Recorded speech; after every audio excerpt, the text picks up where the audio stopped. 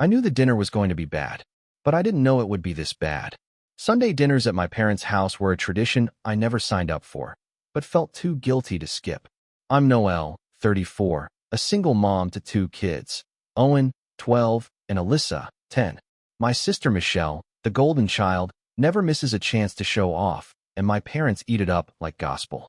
Meanwhile, I'm treated like staff. I dressed the kids in their best casuals. Alyssa wore the little blue cardigan she saved for nice places. Owen tugged at his sleeves in the back seat and asked, "Can we leave early if it gets weird?" I smiled. "We'll see, bud." Inside, my stomach twisted. As soon as we walked in, the air changed. My mom didn't even hug the kids, just glanced at them and muttered, "Put their coats in the laundry room." Michelle was already there with her boys, laughing like she owned the place. Her husband wasn't around, never was. She made a show of looking at my thrifted purse. "Oh wow, Noelle," she said. "You really don't care about brands, huh?" She laughed like it was charming. I smiled tightly. My dad passed behind me and muttered, "She's too busy being our servant to care about fashion." That one cut. I glanced at my kids. Alyssa's smile faltered. Owen looked down. Dinner was a mess from the start. There was roast beef, mashed potatoes, vegetables, everything set beautifully for Michelle and her boys.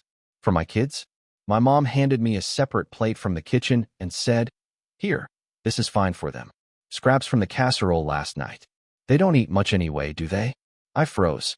"They'll eat what everyone else is having." "Oh, don't start," she snapped, already turning away. "There isn't enough for everyone. Michelle's boys are growing. But so are mine," I said, more to myself than anyone else. No one answered. Michelle raised a glass. "Cheers. To hardworking mothers like me." My dad clinked his glass with hers. "The real ones," he said, eyeing me. Alyssa whispered, "Are we in trouble?" I shook my head. My hands were trembling. Dinner dragged on. Michelle went on about the new SUV she earned, and my dad asked if I could look at the garage books again. He couldn't find some tax records. I'd done their bookkeeping for years. Free labor. No thanks. Not anymore. Then Michelle snapped her fingers and pointed at me.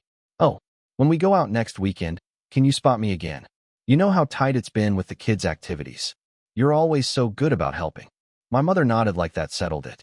I stood up. "We're leaving." "What?" my mom said, insulted. "I bent to help Alyssa with her coat. Thank you for dinner. We'll be going now." "You're overreacting," my dad barked. "What kind of example are you setting? You're always so emotional." I smiled at him. It was the calmest I'd felt all evening. Exactly the example I want to set. I opened the door, my kids following in silence. Michelle muttered something about me being dramatic, but I didn't hear the rest. I was already stepping into the night. The car ride was quiet at first. Alyssa leaned her head against the window, and Owen stared straight ahead, jaw tight. I kept one hand on the wheel, the other clenched in my lap. I could still hear my father's voice. "What kind of example are you setting?" That line played over and over, like a mosquito in my skull. Halfway down Maple Avenue, I pulled over into an empty parking lot. "You okay?" I asked, turning in my seat. Alyssa shrugged. "Why do they hate us?" Owen didn't look at me. "They don't hate us," he said flatly. "They just don't care." I swallowed hard. I didn't want to lie to them, and I didn't want them to carry the same guilt I'd swallowed for years. I reached back and squeezed their hands. "You are both loved. You are seen. That's why we're not staying quiet anymore." They didn't respond, but I saw something shift in Owen's eyes, something that looked like relief. I pulled out of the lot and headed toward the nicer part of town. We pulled into the glowing lot of a high-end steakhouse. I'd driven past it a dozen times, always telling myself, maybe one day. But tonight? Tonight was the day. Alyssa's eyes widened. "Are we really going in there?" I grinned. "Yep. Let's eat like royalty." The hostess smiled as we entered. No condescension, no second glances. Just warmth. We were led to a cozy booth in the corner. Candlelight flickered softly. I watched my kids sink into their seats like they were finally allowed to breathe. A waiter handed us menus. "Take your time," he said. "Our ribeye is the house favorite." Owen scanned the prices.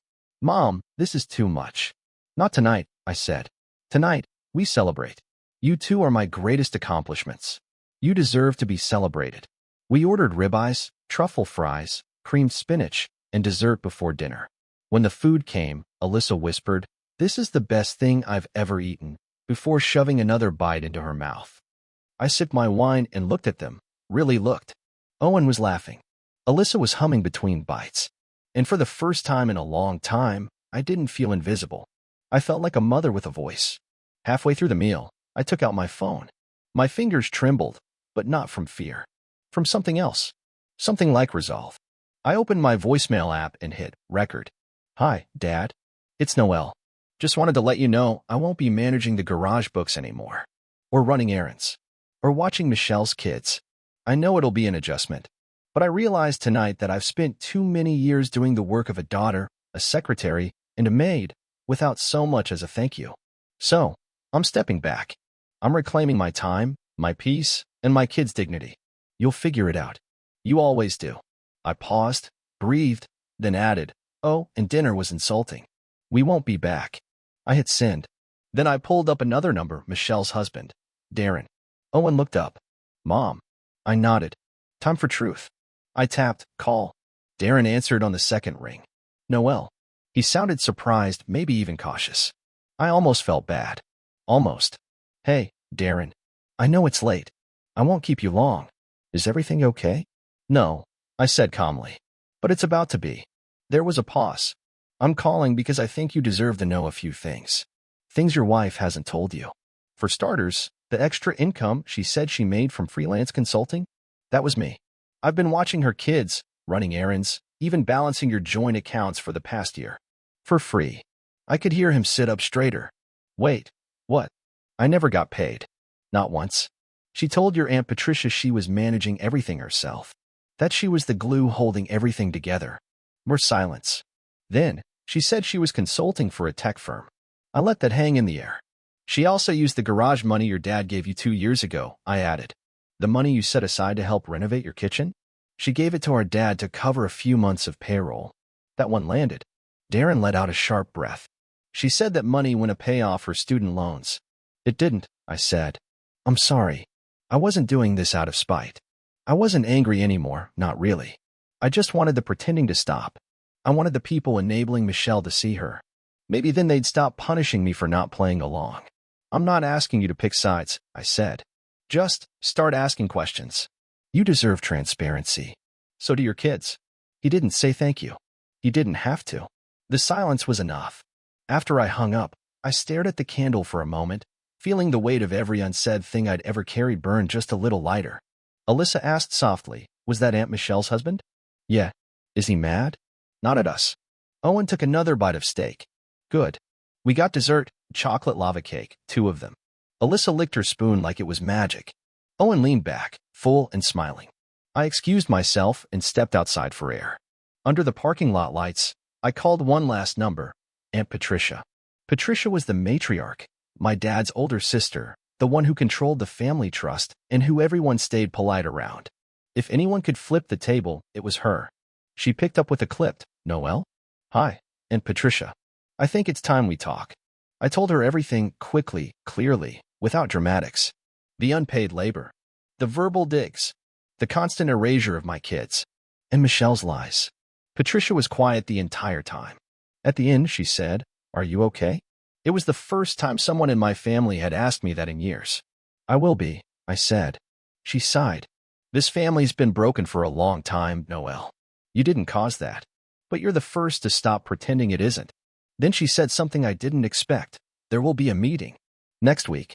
My house. Everyone will be there. And you'll speak. I swallowed. Okay. Back inside, Alyssa was doodling on her napkin. Owen was watching her, his face soft. I slid back into the booth. You two ready to go home? They nodded.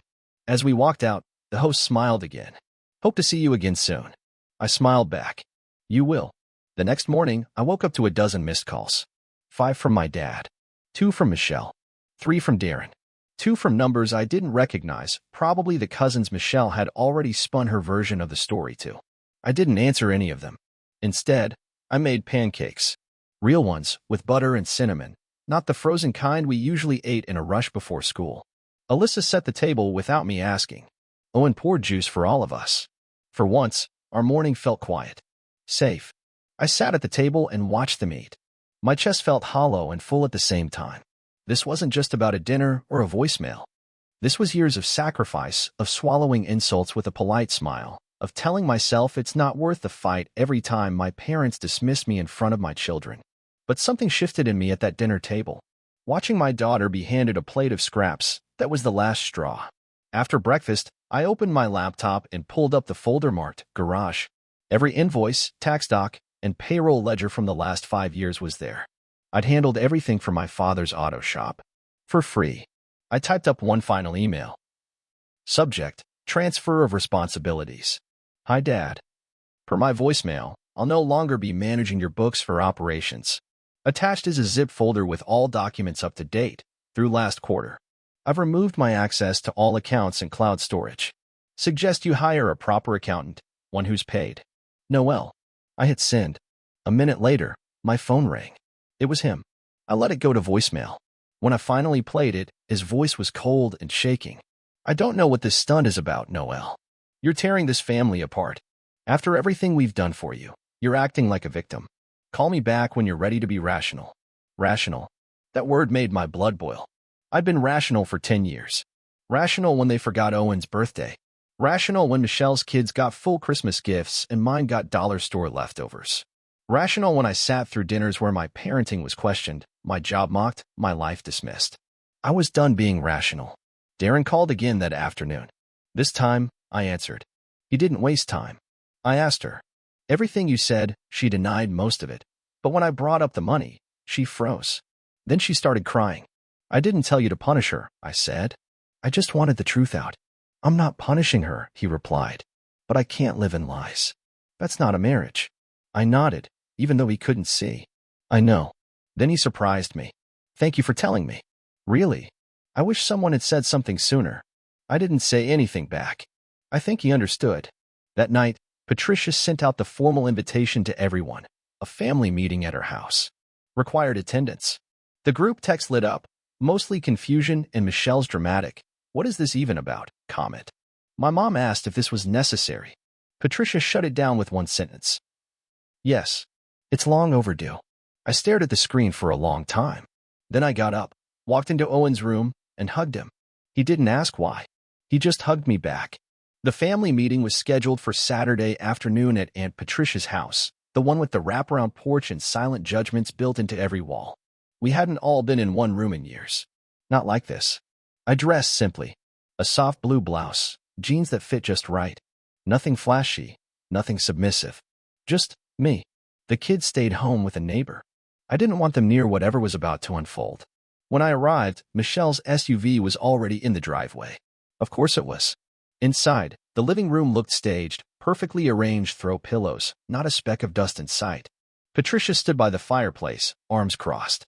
My parents sat stiffly on one side of the couch. Michelle paced near the windows, phone clutched tight in one hand like it was armor. I took the empty chair. No one spoke. Patricia cleared her throat. We're here because there's a rot in this family. And it's time we name it. My dad huffed. Oh, come on, Patricia. No, she said sharply. You don't get to speak first anymore. He shut his mouth. She turned to me. Noel, tell them what you told me.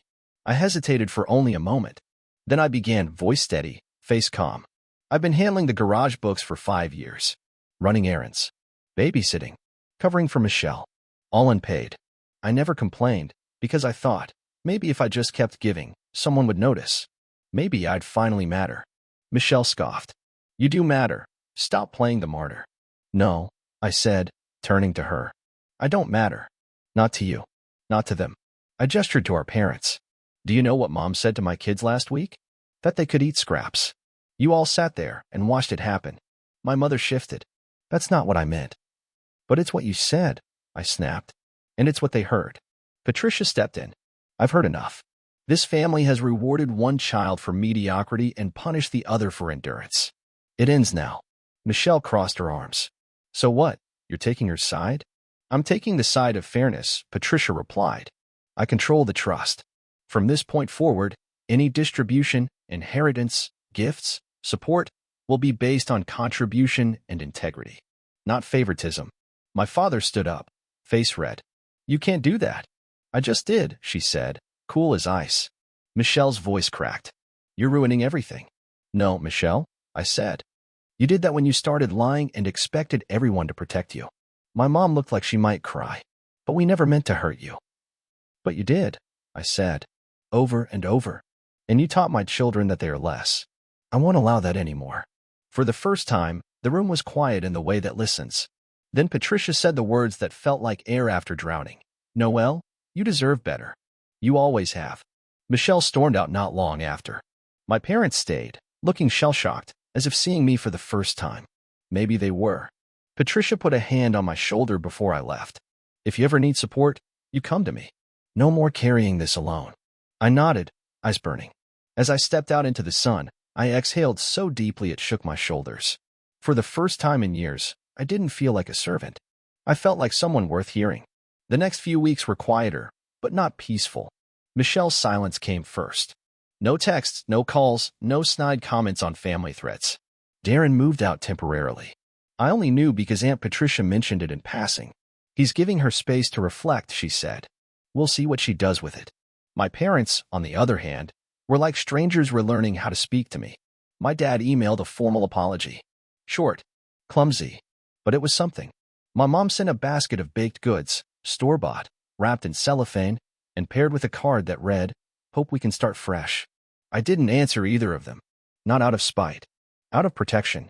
I needed space to rebuild what they had chipped away at piece by piece. Especially for the kids. One Saturday, I took Owen and Alyssa to the park. We packed a lunch, brought books, and spent hours just sitting under a tree. Alyssa read aloud in funny voices. Owen made up rules to a game with a stick and a soda bottle. I watched them, heart heavy and light all at once.